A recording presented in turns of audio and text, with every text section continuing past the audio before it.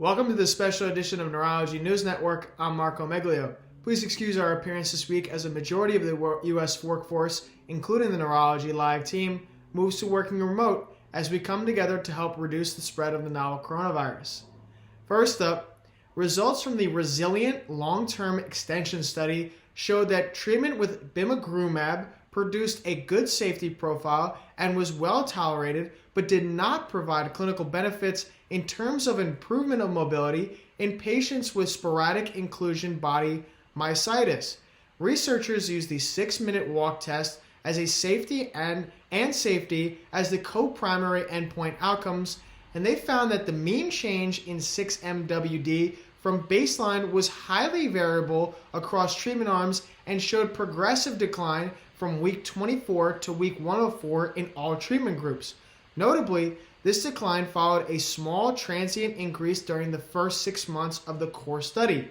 Lead author Anthony Amato, a neurologist at the Brigham and Women's Hospital and professor of neurology at Harvard Medical School, and colleagues terminated the extension study due to the core study not meeting its primary endpoint of significant change in 6-minute walk distance. Next up, recently published data from a cross-sectional observation study demonstrated that patients with migraine who have a history of abuse are associated with greater migraine-related sensory hypersensitivity symptoms, prompting the need for future studies to evaluate ways to reduce the impact of abuse. A history of abuse, whether emotional, physical, or sexual, was reported in 222 or 38% of the 588 participants, and the history of abuse led to statistically significantly greater average headache frequency, and among patients with a history of abuse, 25% were diagnosed with episodic migraine and 75% were diagnosed with chronic migraine.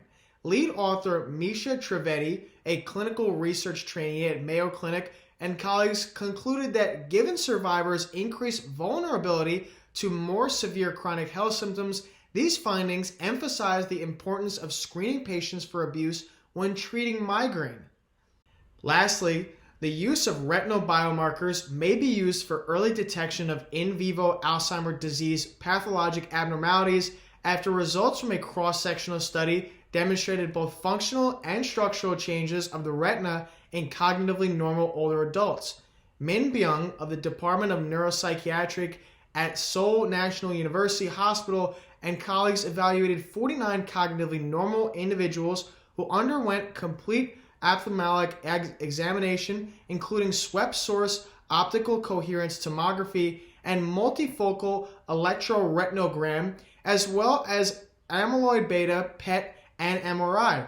Compared to 33 cognitively normal individuals without amyloid beta deposition, the 16 participants with amyloid beta deposition showed reduced intranasal macular thickness on SSOCT and retinal nerve fiber layer thickness, particularly in the inferior quadrant.